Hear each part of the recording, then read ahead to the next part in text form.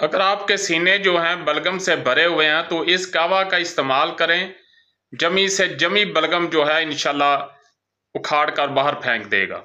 नहमदुहु व नुसल्ली अला रसूलिहिल करीम, अम्मा बाद, फऊज़ बिल्लाहि मिनश शैतानिर रजीम, बिस्मिल्लाहिर रहमानिर रहीम। हाज़रीन व नाज़रीन, आज मैं आपको बताऊंगा कि छाती में जमी हुई जो बलगम है या रेशा है उसको कैसे उखेड़ना है।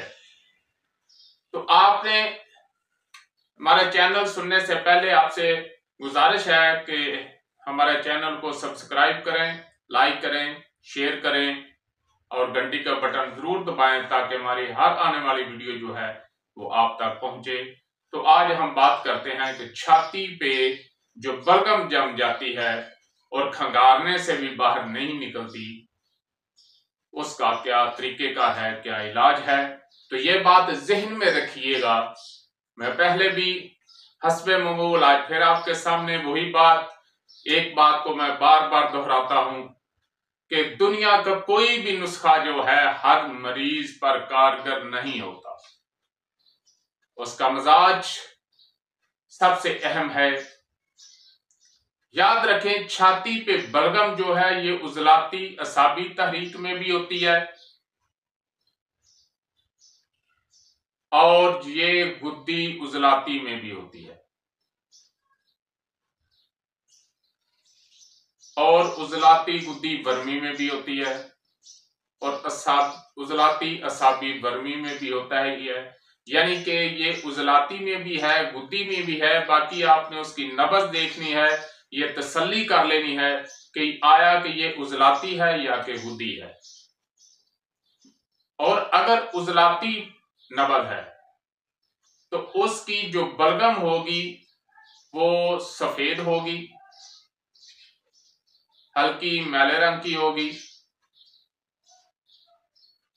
यानी उसमें जो है वो बिल्कुल सफेदी तो नहीं होगी, मटियाला सा रंग होगा उसका। और वो अमूमन दाई पसली में जो है वो दर्द भी महसूस होगी। और जो पीले रंग की है उसमें बाई पसली में जो है वो दर्द महसूस होगी और उसका रंग जो है वो पीला होगा। उसको अमूमन रेशा कहा जाता है। बहरहाल उजलाती हो या गुद्दी हो, उसके लिए मैं आपके सामने दो नुस्खे जो है वो रख रहा हूं और इंशाअल्लाह अजीज आप दवाइयां खा खा कर थक गए हैं। आपने बहुत सी बोतलें लगवा ली, बहुत सी टेबलेट खा ली, बहुत से कैप्सूल खा लिए, बहुत सी मजूने खा ली, बहुत से टीके लगवा लिए, बहुत से कोर्स करवा लिए, आपकी बलगम से जान नहीं छूट रही। तो ये बात तो लाजमी है कि मदारजे मर्ज को समझते हुए मदारजे अद्विया और मदारजे अग्जिया जो है वो इस्तेमाल करनी पड़ेंगी। इसलिए आपको किसी माहिर हकीम से राब्ता करना होगा। इलाज बिलगजा, तिब्बे यूनानी, कानून मुफरद अज़ा, और इससे इंशाल्लाह आपको कुल्ली शफा जो है वो मिलेगी। तो अब आते हैं, अगर उजलाती नब्ज से छाती में बलगम जो है वो जमी हुई है तो जमाल गोटे का एक दाना लें और उसमें 1 चम्मच नमक डाल लें और उसको खूब जो है वो ग्राइंड कर लें, उसको पीस लें, अच्छी तरह यकजान कर लें। और एक छोटी चुटकी जो है, जिन बच्चों की छाती जो है वो खड़कती रहती है, बलगम जो है वो बाहर नहीं निकलती, तो उनको एक छोटी चुटकी जो है वो उनको चटा दें। ज्यादा नहीं चटानी, तो थोड़ी देर के बाद उल्टी आएगी और जो जमी हुई बलगम है फौरन बाहर निकल जाएगी और उसका सांस जो है वो बेहतरीन बहाल हो जाएगा।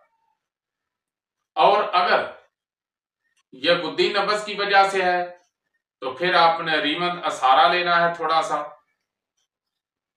जितना के जमाल गुट्टे का दाना है उसी के बराबर रीमन असारा लेकर 1 चम्मच उसमें चीनी डाल लेनी है और उसको खूब अच्छी तरह ग्राइंड कर लेना है।